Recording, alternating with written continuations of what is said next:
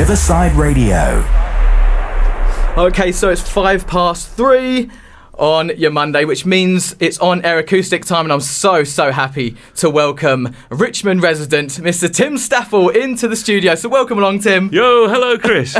Oh man. Okay, so this is like one of those ones where we had to reschedule, and there was no way I wasn't having you on, and today's the day, and I'm just so happy. So we're here to talk about your brand new album, but before all that, I was saying to you off air, your career has just been crazy. I mean, you've lived a life. For people that don't know you, it started, I mean, you're friends with Sir Brian May and Roger Taylor because you were in a band called Smile. You were also friends with someone who I'm not sure many people know, called Freddie Mercury. I'd want to know about this time in your life, because it sounded like to me like it was always going to be, you were destined to be a musician, but how did you get into the whole, music thing in the first place? Well, the way it worked out was that I think it all started in 1961 when I was run over by a lorry. Because what that did was it interfered with my academic career. And at this point in time, I was at Hampton School, which was also where Brian May went. And when I finished the medical treatment, which lost me almost 2 years completely, God. I came back to school with my academic aspirations torpedoed, because those were not the days when people had catch-up tutors. They just didn't happen, and my parents were poor, and they could. And when I met Brian, he was an academic achiever, but I was just the guy pootling along with a harmonica, sitting in the quadrangles, playing harp. And I actually went to one of their gigs with the previous band and was apparently, I don't recall, standing up the back playing harp. And the long and short of it was that I ended up joining Brian and Dave Dillaway, who was the bass player, Richard Thompson, who was the drummer. And that became 1984, which was the Hampton School Band. 1984 evolved into Smile, when we all went on to tertiary education, and Brian and I were the only two left in London. So we decided to form a power trio. We advertised, Roger came along. We didn't bother to audition anybody else. I mean, why would you? We heard Roger played a few tracks, bust a few tracks, and we thought, right, there's nobody better. And so Smile was born. And then that took its course over the period of a couple of years, and, well, I suppose it's kind of, I evolved out of that as well. Yeah, I really did evolve away from heavy rock. I just did. I at the risk of upsetting people who expect me to still be treading that path, I'm not.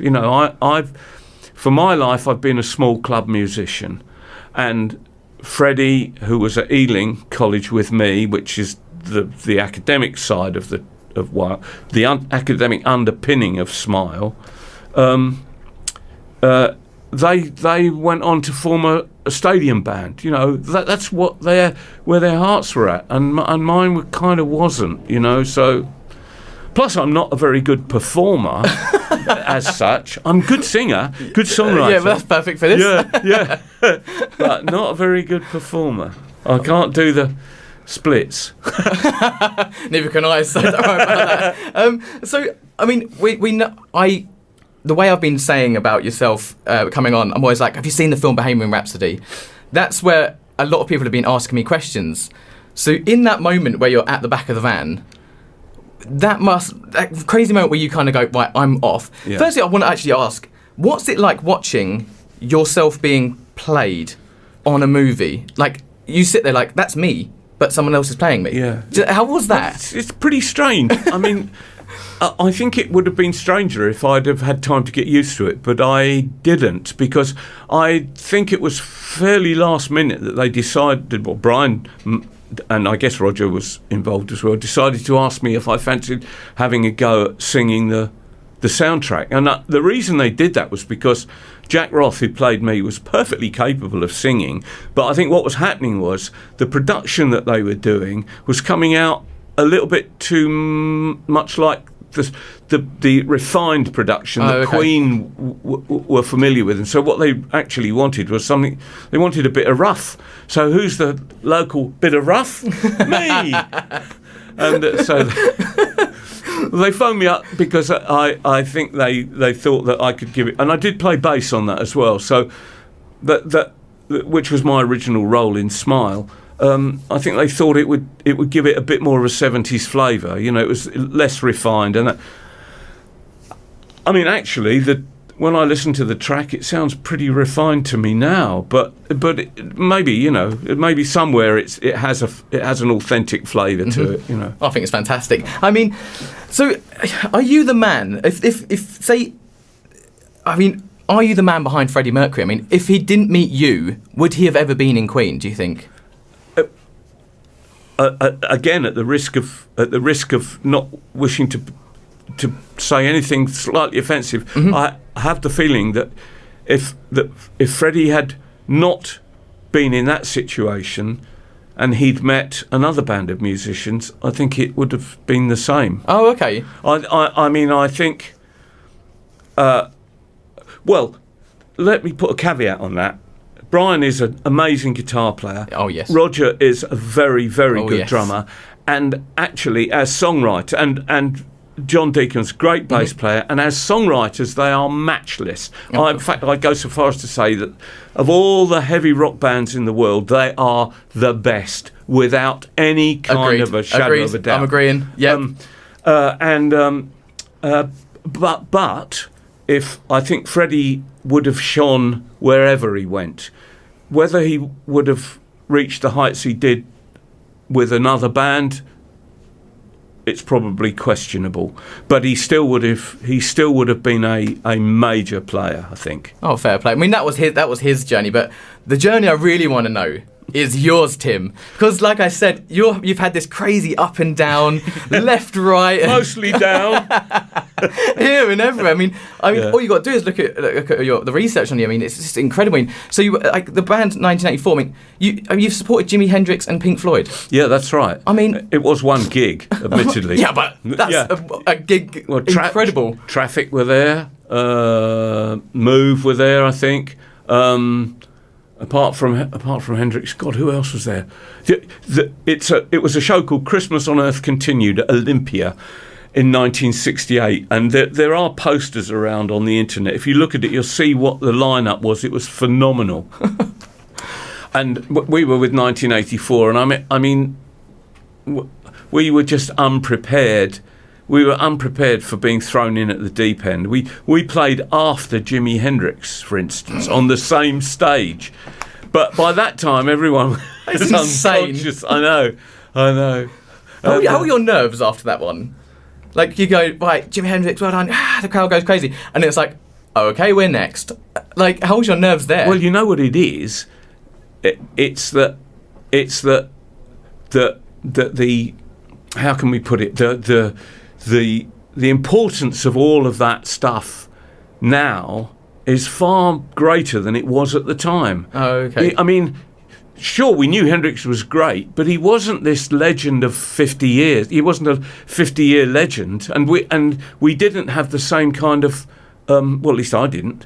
I mean, no, he was. You know, there's nothing you can say about Hendrix except, wow, what a guitar player. Yeah. You know, and what a singer. I mean, sometimes I think I prefer his voice to his playing. You know, but anyway, we weren't. I don't think we were particularly overawed because we were in at the infancy of that whole thing, and it wasn't. It didn't freak you out at that time. You know, you just went for it, and that's what I guess that is the thing, isn't it? You just got to go for it. Yeah. And saying about go for it, I think we should go for some music right now. You've gone for Low Rent Blues. Why have you gone for Low Rent Blues today? Well, I love playing at this latter stage of my career, and I'm playing as a solo artist. I'm also playing with a very good friend of mine, Paul Stewart, and there's a whole story behind that, but we haven't got time for it. And so Paul Stewart and I have a band called the Staffell and Stewart Band, and Low Rent Blues is off our most recent album. Awesome. So I think we should get a song on. I'll get onto it now. most of my songs these days are, in fact, a bit more cathartic than they were in the 60s. This one doesn't exactly directly refer to my own situation, but it might do. Anyway, this is Low Rent Blues.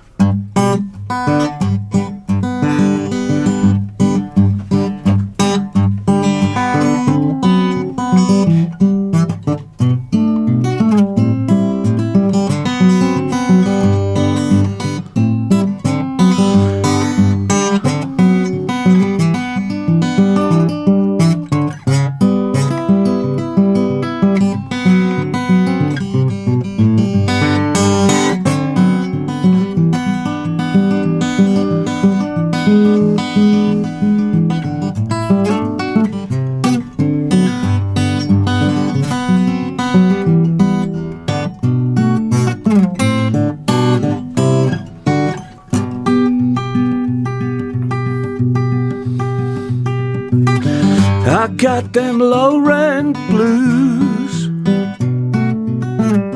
and not so hard to find. We started out along this road together, now I'm trailing far behind. I can't stand the isolation, it's driving me insane. There's no comfort for the wine. All you can talk about is separation, baby. Have you gone and lost your mind? Times are hard and the going's tough. You say you just had enough. The past is gone and the future's rough. What can I say?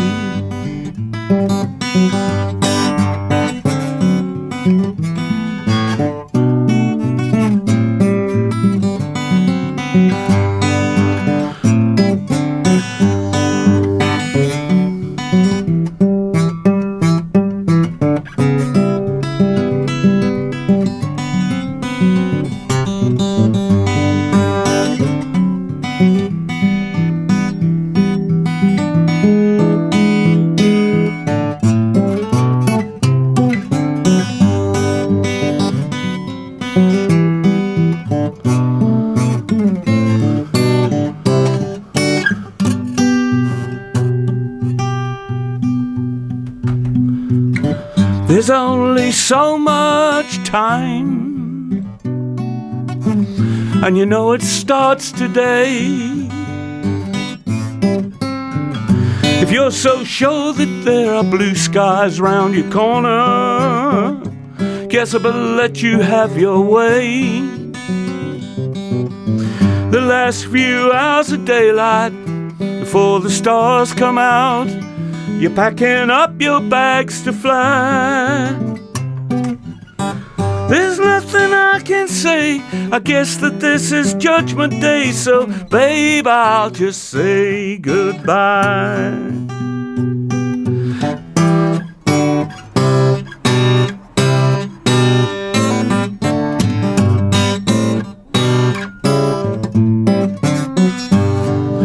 Times are hard and the going's tough. You say you just had enough. The past is gone and the future is rough. What can I say? What can I say? What can I say? Oh, yes! Mr. Tim Staffell. That's how you do it. I would just like to just say to everyone who's listening right now that you are 75 years old. You do not look 75, and you definitely don't sound 75. I mean... That's only when I'm singing, mate. Get you the brandy. I mean, where did that song sort of kind of come from? Well, I tell you, actually, it started off because I was listening to Bob Dylan, Don't Think Twice, It's All Right. Mm-hmm. And I was thinking, I wonder what a song from The Girl answering Bob Dylan would be like. Oh, that's incredible. And that's how that song started. Now it moved a long way away from that. Okay, but that's still incredible. But it was kind of a I had the idea that I would invent the conversation, as it were, the reply of the conversation. But well, there you go. But it just worked out as a kind of a nice song, you know. That is a beautiful song. It's like a nice little camping song. You know, you're just sitting there, the sun's nice, you're just relaxing. By, my Lord. If my dad's listening, he'll love that. I mean, let's move on to your new album. Yes. Which is what about a month now? It's been released about a month. It was 16th of June. 16th of June. Yeah. So yeah, basically it's a month. Yeah. Okay, so it's your third solo album. Yep. You released it. You recorded it in Barcelona. Many people I know around here would have done it in like a little studio somewhere, but no, you did it in Barcelona. Why? Well, actually, there is a logic behind that. Now, my son has always been my drummer. Andrew, my eldest son, has always been my drummer right from the word go. And the reason for that is really that as he was growing up, he was latching onto the kind of music I liked, and he liked it as well. And so we've had a parallel musical existence, and we go to concerts together even now. We went to see Daryl Hall last week together. Oh, nice! I saw that actually. Yeah. But so there's that affinity. He was on the first two albums which were done over here, and we were planning a third album in this country, and then the pandemic struck, and I had think probably a third of the songs ready for the new album. And while we were stuck indoors over that 18-month period, I just decided to demo them at home. And I demoed them at home. And what I did was, every time I finished a demo, I sent them out to him in Barcelona, because he's lived in Barcelona all the time. And he would remove the programmed drums, put live drums on them, and send them back. And so I mixed them, and then I did an online mastering with them, and I sent the whole lot, 12 songs out to him, and I said, look, why don't we just do it, why don't we record it in Barcelona? And he said, well, actually, as it happens, I've got some good friends who've just started a studio. So we gave them the demo CD, and they were chuffed. They really wanted to do it, Jason and Oscar. And so we went to Barcelona, and we did it there.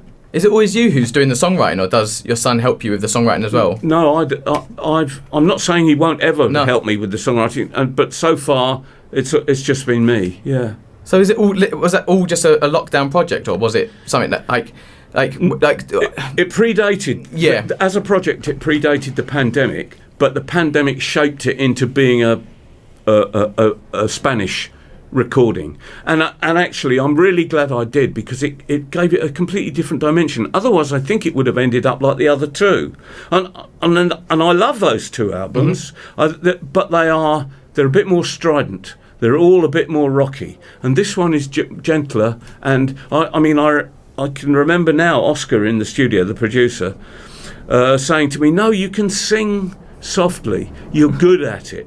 Do. Are you sure? Says I gotta do rock singing. No, chill, man. And that's the way it turned out. And I think it was the right decision. And I think I'm so pleased with that album. You know. Oh, I love the album. Thank you. I mean, the song you're going to play as well, I was saying to you off air, Any Other Way. I think. You know, I don't know if you know, like when Spotify gives you like an end of year thing where they say like your top 3 or top 5 listened songs. I know already that's going to be in there. My girlfriend will. I mean, I love the song. My girlfriend will probably hate you because I sing it every day. I mean, every single day. But I just love it, and I think we should actually have it right now because I think everyone should listen to it. Are we going for it then? Yes. Yeah.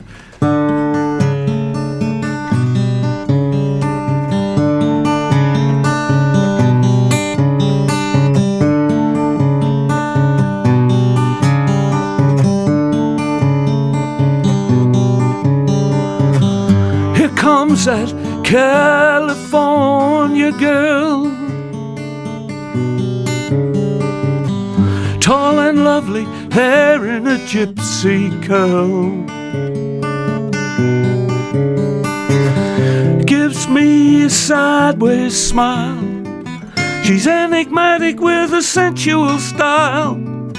I'm out of place and the time has slipped away. It's too late, I can't have it any other way.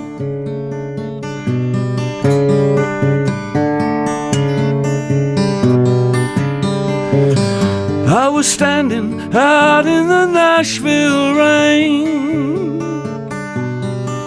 I wanted one more chance to strut my stuff again.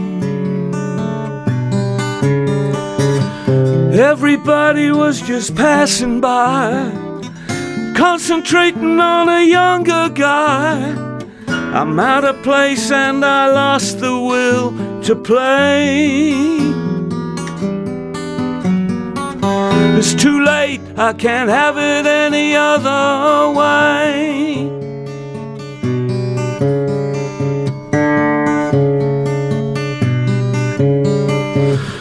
Time is a wayward child, it buries you or sets a fire, weaving dreams that fade from sight. Day becomes an endless night.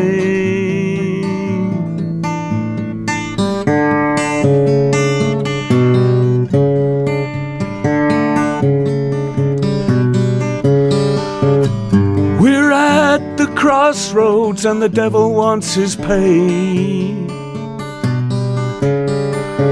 Your daddy's footsteps long since faded away.